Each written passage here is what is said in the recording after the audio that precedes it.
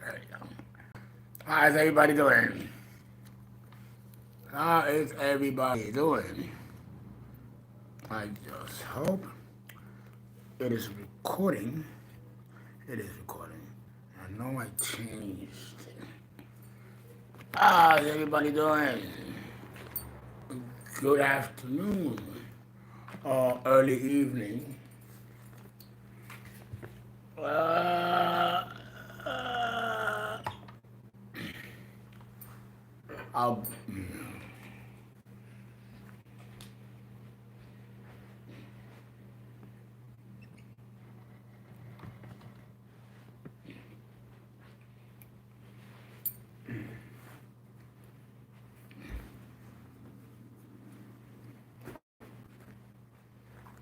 okay.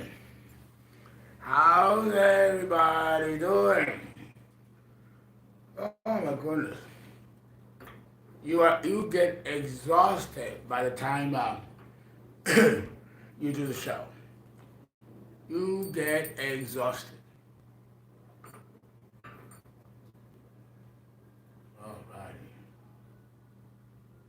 I have some news for you. Uh, I was instructed by the archons to do a solar eclipse, new moon solar eclipse in Sagittarius series. It begins on December 4th through December 17th. Now, why is this solar eclipse so important? Well, there have been, I believe, 19, or was it 9? I'm going to go with 19. There have been 19 solar eclipses. Oh, thank you. Thank you. Nine. There have been 9 solar eclipses in the sign of Sagittarius. A lot. That's a lot. Solar eclipse, not lunar, solar. That's a lot. This coming solar eclipse in Sagittarius will be the last of the solar eclipses. And this one is a doozy. It really is. There's a lot going on in the heavens. What makes this solar eclipse, we're going to go into Aquarius. We're doing Aquarius, a reprieve. Because I didn't get to finish everything I needed to say about Aquarius. And it is important. But there's news I'm giving you, 5 minutes of news. So I'll be doing that, and I'll be going by every sign of the zodiac. And I'm going to begin with the ascendant. So it doesn't matter what sun sign you are. What matters is that you know your ascendant. Because whatever your ascendant is, Sagittarius will fall somewhere in the houses. For example, I have Libra rising. So Sagittarius is in the 3rd house. So my solar eclipse, new moon, will be in the 3rd house. And it will deal with 3rd house matters. On the 15th, Mars will enter Sagittarius. And it will conjunct the South Node. And that's a big deal. A big deal. Very rare that happens with a solar eclipse and a inner planet conjuncting the South Node. Because of the South and North nodes, we are able to calculate eclipses. So to have Mars conjunct the South Node at this major solar eclipse with the new moon is major. And it's also quite complex. So it's going to take a series for me to explain it. And I will begin on that tomorrow, Monday. I believe today is the 4th. Is today the 4th? I don't know the time is from the seasons. What day is today?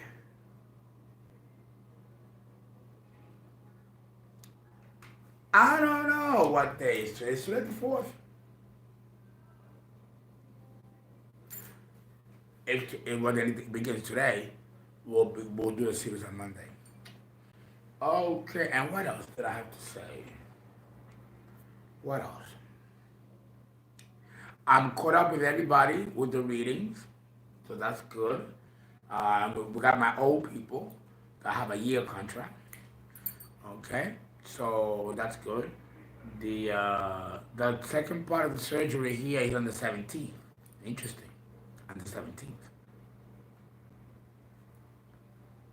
And my brother's birthday, my older brother, my oldest brother, his birthday is on the 17th of December, the day that I go for surgery. And the end of the 2-year period of the solar eclipse. Very interesting. Neptune squares Mercury. And Neptune is anesthesia. And Mercury are the drilling tools. I'm not thrilled about this square, but it's better than a retrograde or a yeah. So I'm preparing for that as well. And then of course I'm doing the voodoo um, what I gotta do, to prepare myself and for the new year, right? And the predictions for the new year. I'm putting that in the mix, for next month.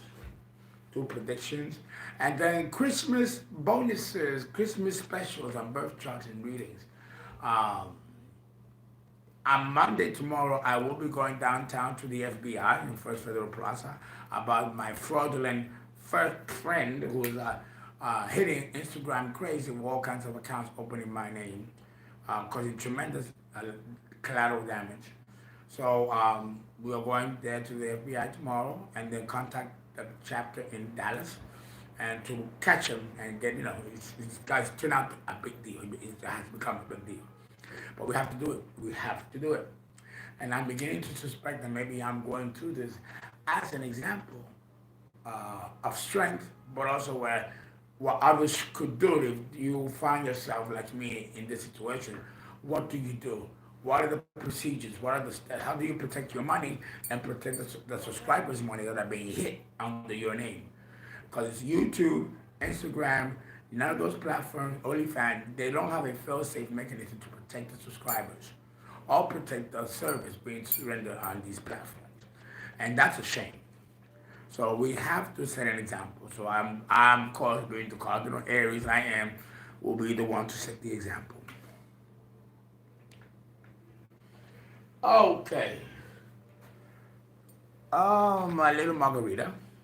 I have my little margarita with ice, my Perrier water. I mentioned to you guys that I was going to reveal to you a secret about Uranus.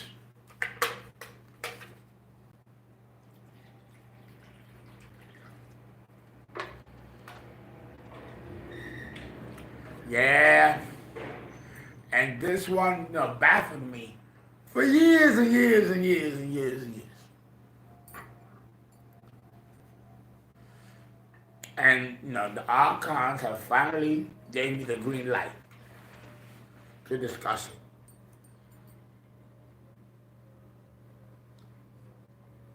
Delicious. Delicious. No, I didn't like the alcohol. I know. I miss it a little bit. But it's okay. It's alright. It's alright.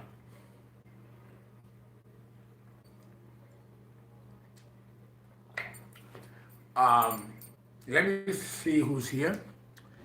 Did I give sufficient time?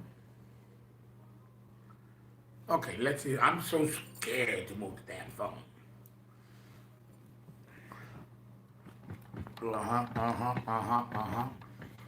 Even the littlest step, it boop, and the phone was dying.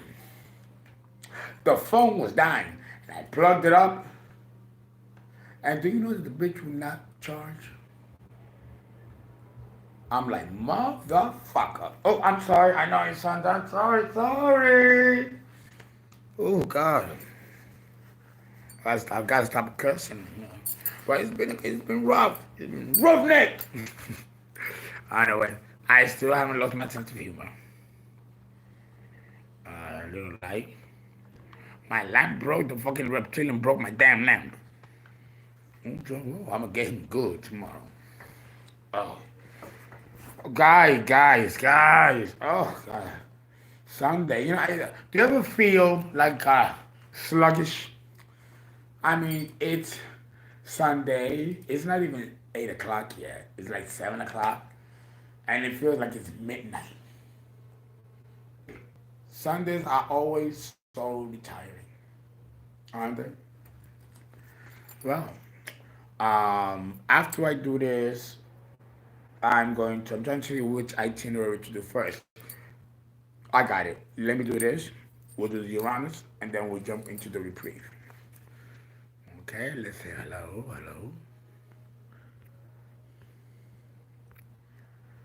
Okay, always. Mr. Magoo! Mr. Magoo! Why did I always forget?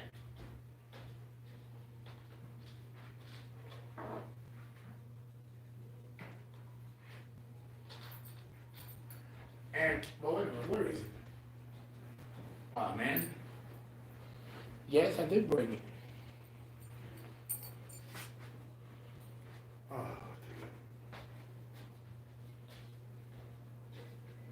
you mean?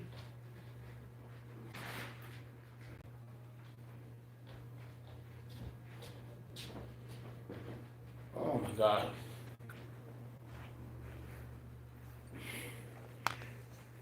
Ah.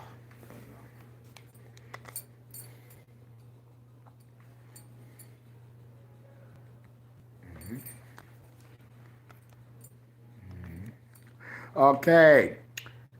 Naja, Anne, how are you? Anna Stein, how are you? Amy, good to see you back. Amy, it's been a while, Amy.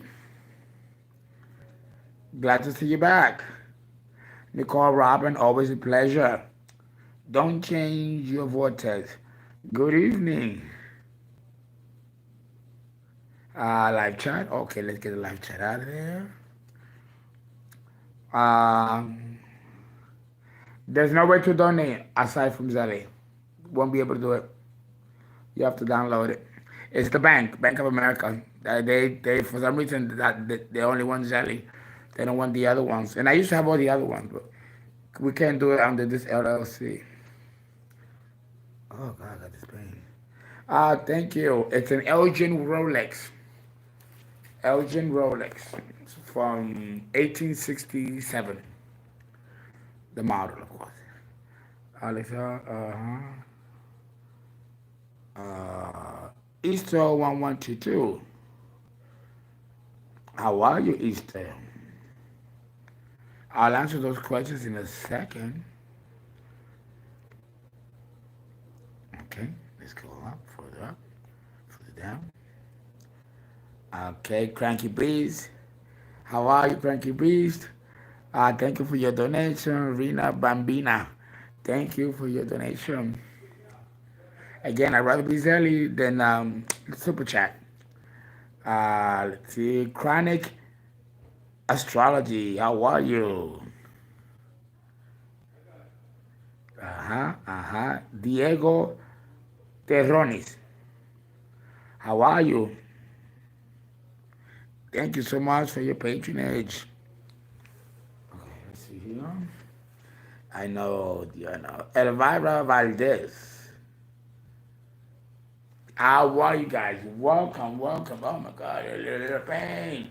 Don't make me have to take a painkiller. No, I can take a painkiller. Oh God, no. Okay. Everything will be good. I'm falling apart. Okay, I did talk about Uranus, going back into Aquarius. In order to understand Aquarius, we have to understand Uranus.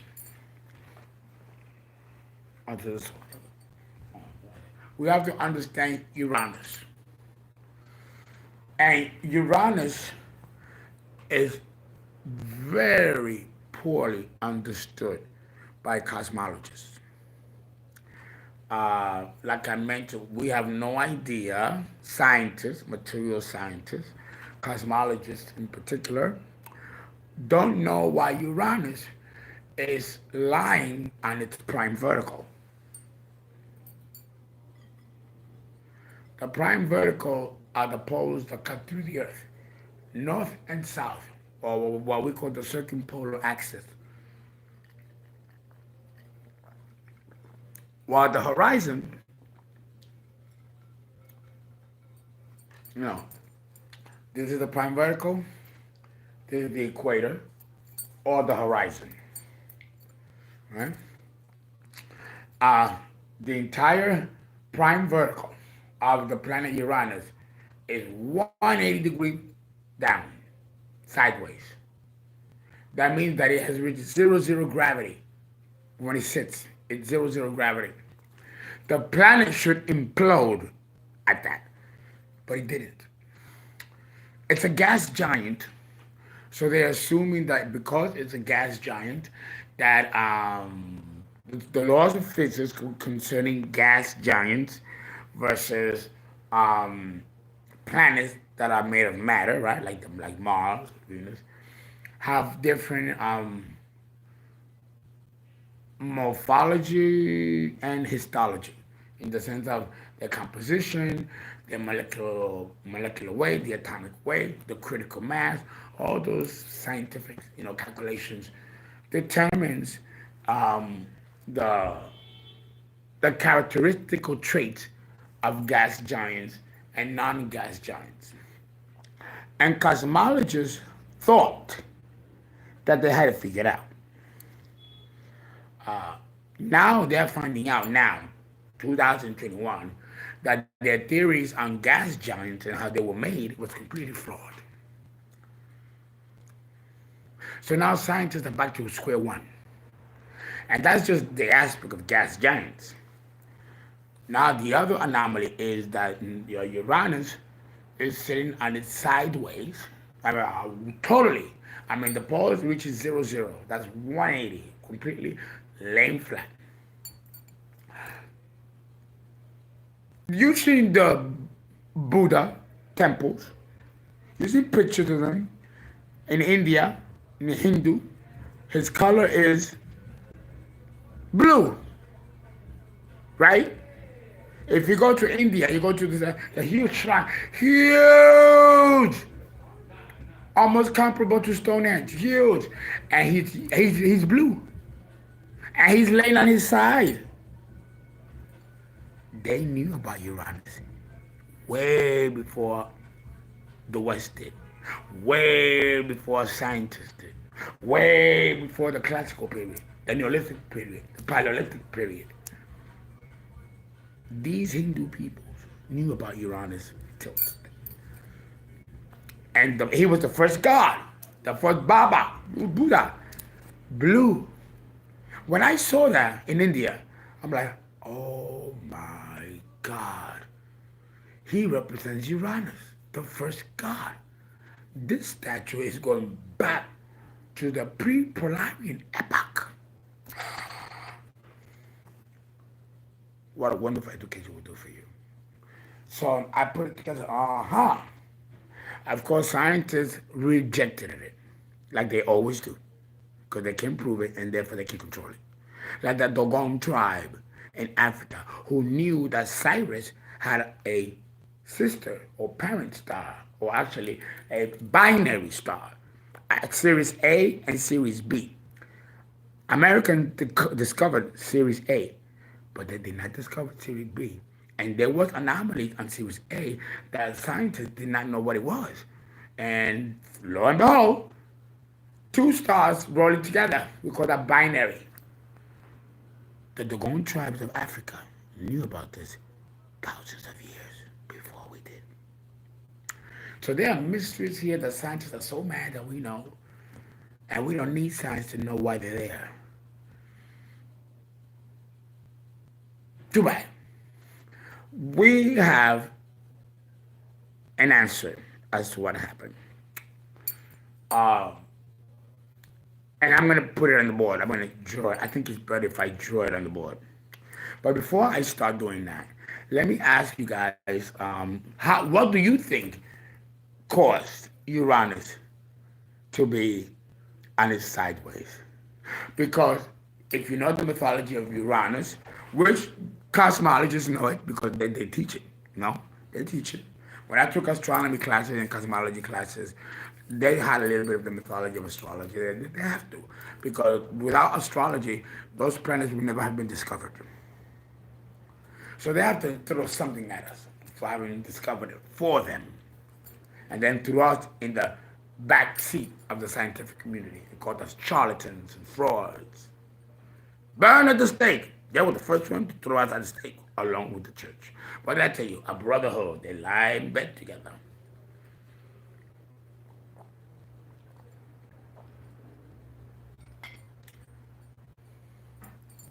So let's see what you guys think about this before I go on board.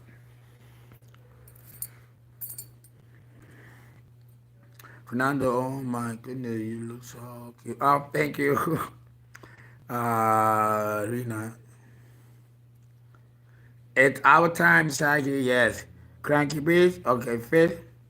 Sagittarius, oh. Anyone has any theory as to why Uranus is like that?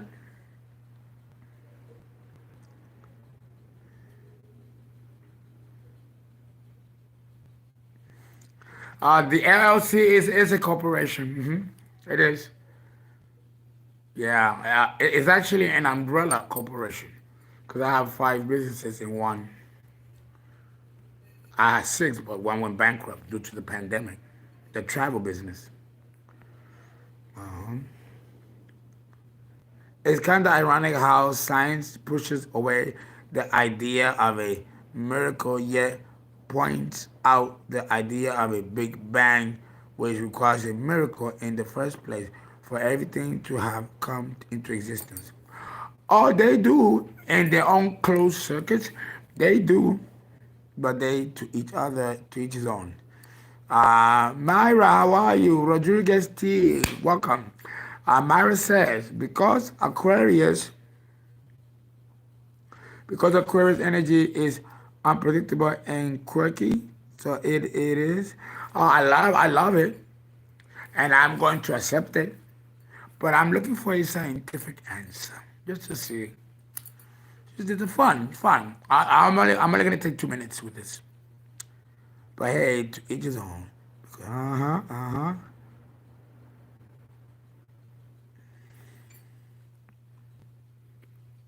Uh huh. It's about like to wear gold and silver rings on one hand for sun and moon. Retrogression. Well, I don't know. As shamans, we are supposed to have both silver and gold because one is masculine and feminine, and when you put them together, you have balance. So you're in shamanism. We wear both gold and silver because it represents union, and there's more power when you have that union of the opposing polarities. Uh huh.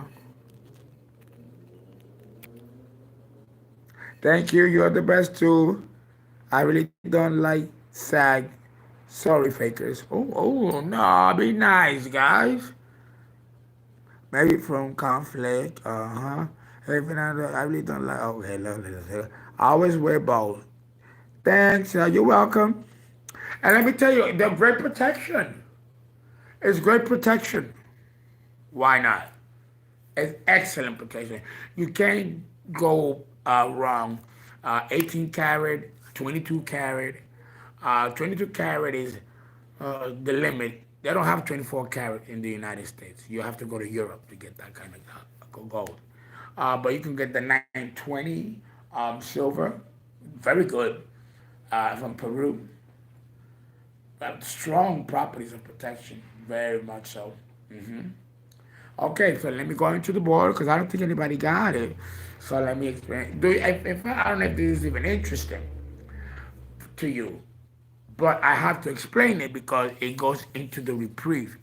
Uh, and I have to say that because one thing that I did not mention about Aquarius in the first part is that I mentioned everything else, but I didn't mention about the extraterrestrials.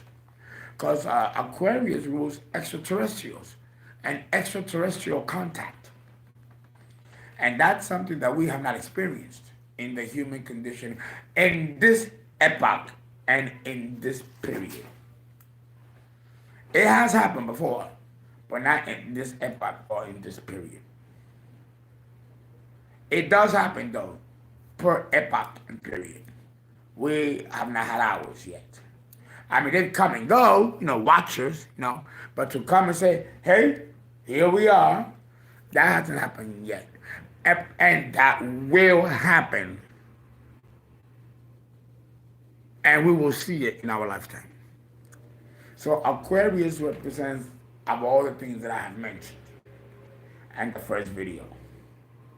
But I also, yes, it was electricity, electrical storms, and Uranus, we have lots of electrical storms.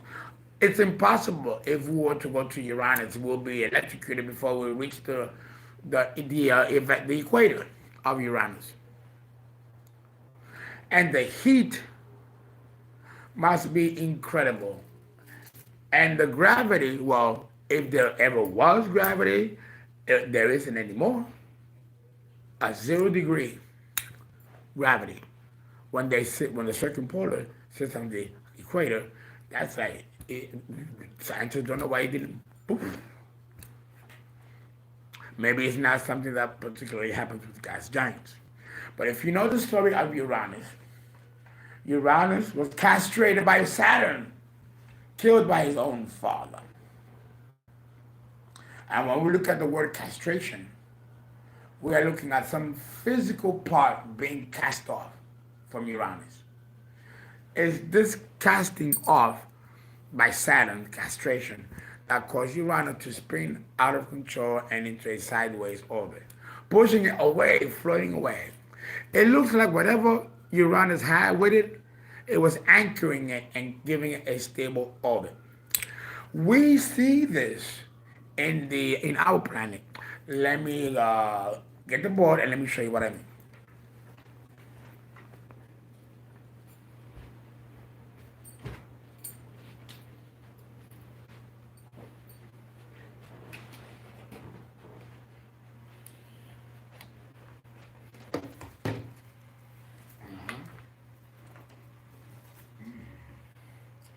Let's get the eraser.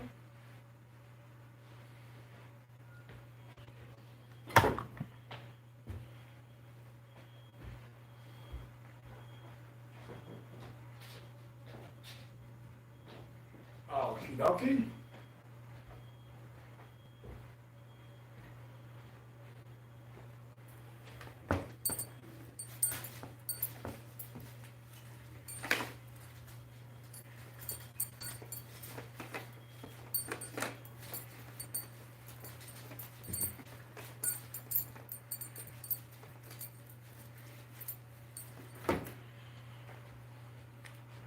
We have what's called the fabric of space-time, right?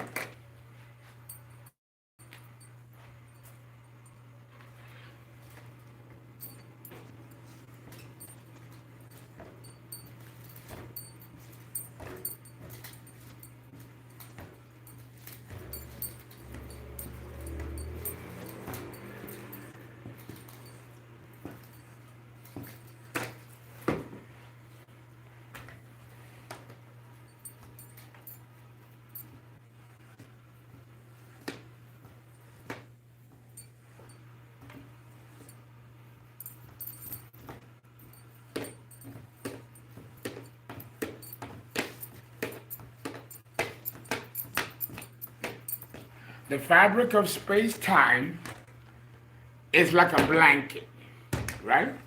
Hold on, let me get the easel. It's like a blanket.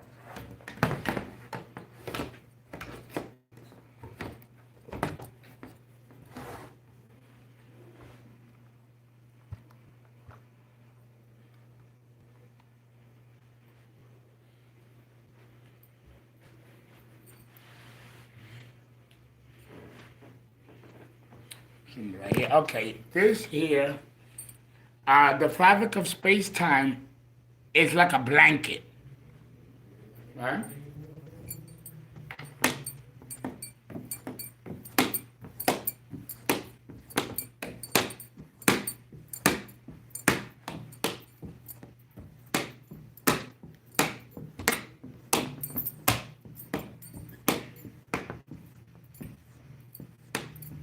The blanket of space-time, they look like little boxes, right? And it bends and curves. It bends and curves. This is also called dark matter. Dark matter. This is the scaffolding of space, deep space. Here, let's erase a box here, right? Planet Earth is right here. And it bends the fabric of space-time. It bends it. It bends the fabric of space-time. There's weight. The Earth has weight, and it's weighed down on the sheet, on the fabric. Right? Here we have another one. The bigger the planet, the deeper the bend to the fabric of space-time. Here we have a bigger planet. Here, let's bend the fabric of space-time over here. See, let's bend it. It bends. This is gravity. Here we have Uranus. This is Saturn. Here is the moon. And let's make a bend there too. Saturn has 67 moons. Uranus has maybe a little more or maybe a little less. Now this is the way the planet looks like. Remember, in those days, there were collisions going on with the planets and asteroids, crashing against each other. The fabric of space-time was stretching and pulling every time that there was an exploding star. Right? Every time there was an exploding star, it stretched the fabric of space-time, causing gravitational waves. Just like you take a little rock and you throw it in the pond, and you see the ripple effect of the water. Well, those are waves of water, right? Well, in space, we have the same thing. We call them gravitational waves. And they push the planets around. Just like if you have some balls in the water, and you get in the water, the balls are going to push away from you. Think of the water being the fabric of space-time. And think of the balls, of swimming balls, in the water as planets. Well, the planets keep moving, don't they? They're moving because the fabric of space-time is supporting that movement. And it's holding them in place. But if you do something to that water, all the planets, all the balloons are going to probably fall out of place and crash against each other.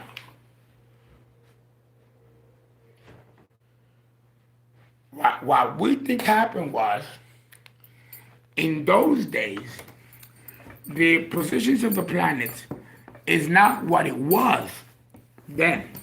Today, we have the planets in order from the Sun, Mercury, Venus, Mars, then Earth, Jupiter, and so on and so on.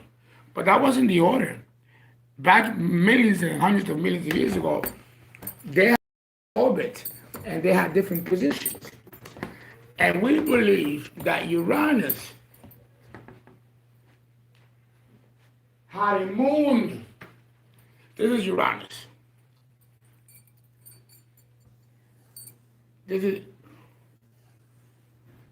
This is the pole north and south. We call it the circumpolar axis, or the prime vertical. And then, of course, here is the equator or the horizon. Well, the planet Uranus did a pole shift where the prime vertical became the equator, and the equator became the prime vertical. The entire planet shifted on its sideways. Oh, where's my hand? Where's the cloth?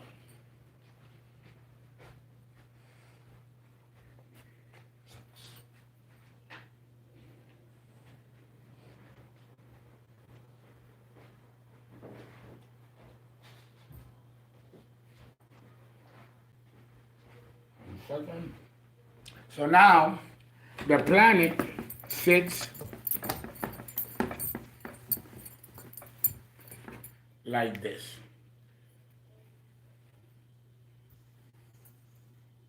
Instead of here, now it's like this. Laying sideways, like sleeping. 180 degrees. We believe that this is what happened. First, before I can show you that, let me show you the relationship between the moon and the earth. You all know that the moon does not orbit around the earth. You know that, right? The moon does not orbit around the earth. This is the moon, and this is the earth. They have a locked orbit together, meaning the gravity of the earth encircles the moon. And the gravity of the moon encircles the earth. And they move side to side. See, they move, they're doing orbital, right? But they're moving like this. You see this right here? This point right here, where it's the earth and one side of the moon. Remember, the moon doesn't rotate. So this side is always out, and this side is always in. This side of the earth, it rotates, but it's always dark here, because this portion of the moon doesn't move. The moon and the earth move together, and we call this a Sidonic movement. Sidonic movement. They move together. They share an orbit together. We believe that Uranus had a moon, and the moon was solid rock, and it served as an anchor to Uranus.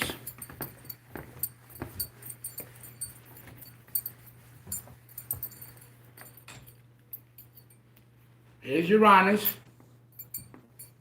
and here's the moon, and it was locked in a Sidonic movement, just like the Earth and the moon.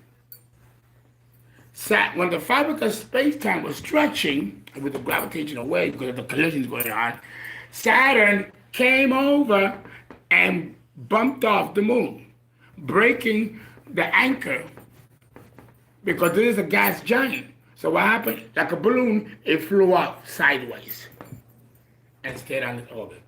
And the rock fell on the water, on the ocean, according to mythology. This is what happened. Uranus had a moon of rock, solid rock, and it anchored Uranus. It was a total gas giant. This provided a critical mass for Uranus. When Saturn collided, like a playing pool, when you hit the ball and the balls go out separate directions, Uranus went this way because it's lighter. So it went further out. Uranus is solid rock. It went inward into our current solar system, in the inner. And Venus came in between, visible in the outer ring. And that is what scientifically happened with Uranus. It had a moon. And during the collision, it was thrown off, broken off, causing the critical mass of Uranus to fall into zero gravity and causing the planet to shift. Because it's a gas. And like we have a hot air balloon. If you don't have a string to tie it, the helium balloon is going to go up. You can't catch it. This is the light weight of Uranus. Now, what do you guys think about that explanation? And then I'm going to go into the reprieve, because it makes sense. What do you guys think? Tell me.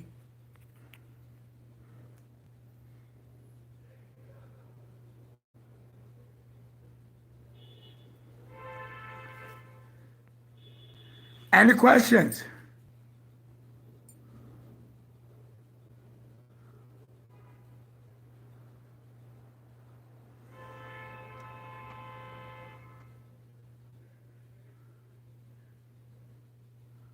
That's true. She's saying, Rodriguez, that's very good. That's very good. Cranky beast. Yes. Uh-huh. Uh-huh. Uh-huh. Maya. Okay. Let's see. Maybe that might have been a little bit too deep. Yes, very good. This is, what's her name? True Light. You're right, True Light. That is why Uranus are so, you know, aloof, cast off, disconnected.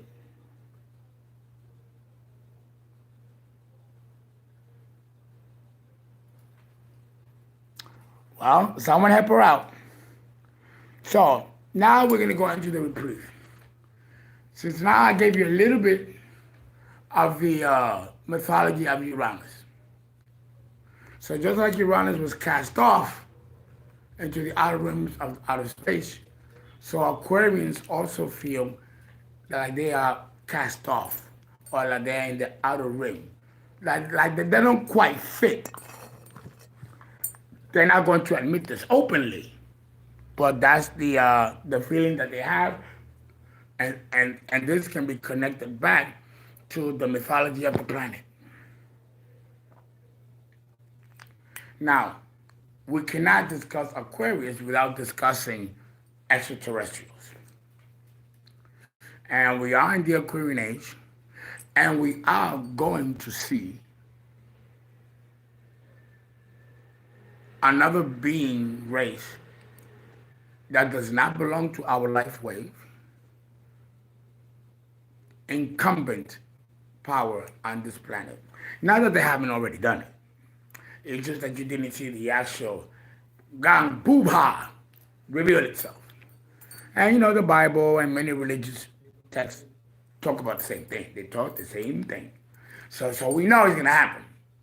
Um, the question is, what is the Aquarian age, by having these beings here, going to accomplish? What's the next step then? We become awakened and enlightened that we have other beings on our cosmos that coexist with us from other star systems. Shamans and people like me have always known that, because we leave our bodies and travel and we see. We've always known these mysteries. Science is behind, like always, and catches up always behind. But we always know ahead of them. We just don't use their mathematics. But we know what takes them centuries to discover later. So, what we believe is going to occur is that the first federation of planets, or the concept of federation of planets, like we see in Star Trek, that's going to occur in the Aquarian age. It might not occur in our lifetime, because remember there's 2,500 years left to go. We just started the age. And all these things can happen years from now or centuries from now. But it will happen. And it will set a new paradigm shift and create a whole new system of government that is co-shared with other beings. Now, this should not sound surprising to you. Did you see the movie with what's his name, with uh you know what I'm talking about, Really, Fernando? You forgot?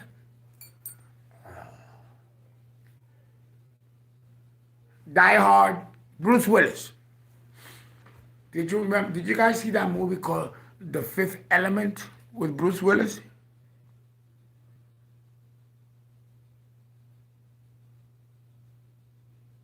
They've been preparing a while ago.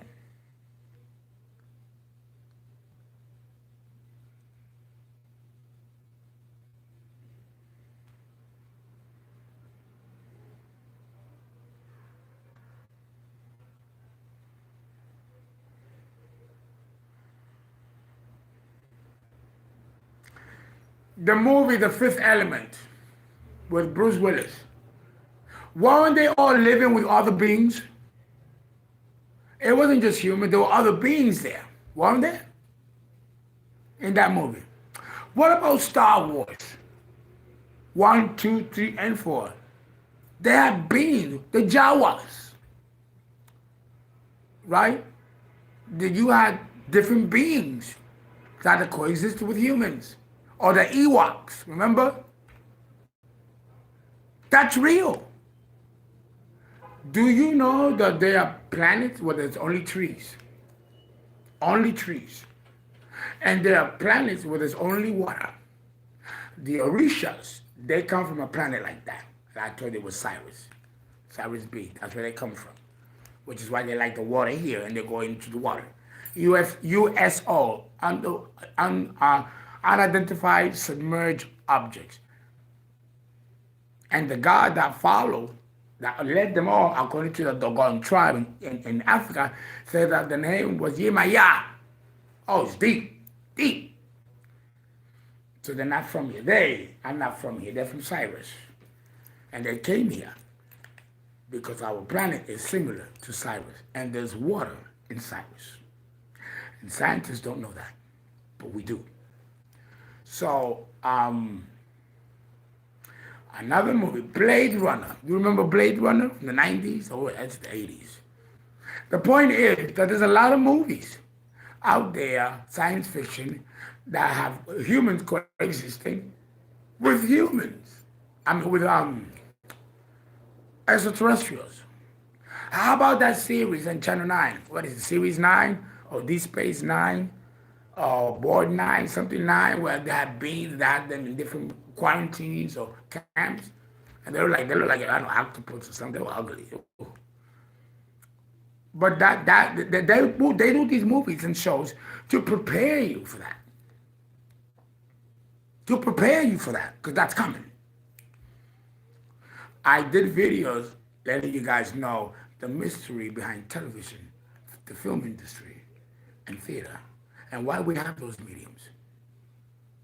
Those are platforms that are teaching us what's coming. Star Trek, the first Federation of Planets. I mean, it's a science fiction movie, but literally it was fascinating. No one ever told us that this is something that's a possibility. Not only is it a possibility, it's old. It's an old concept. That's how long it's been out there. People have been knowing. So, this was my reprieve. It was short. I did not mention that part about Aquarius. But we have yet to experience this. What do you guys think about that? What do you guys think about that? And then I will go into Pisces.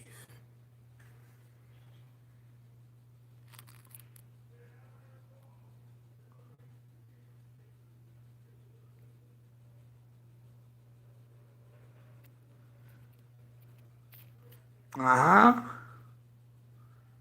Let's see. As soon as I finish my surgeries, I'll go back to Texas. Although I am going for Christmas.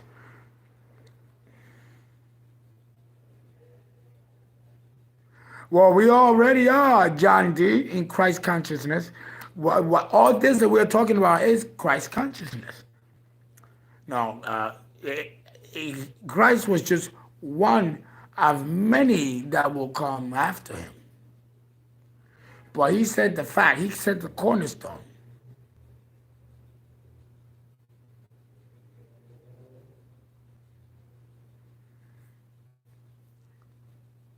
All right, all right. Okay, well, very good, guys. If there's nothing else, we're going to end and then we're going to go into Pisces.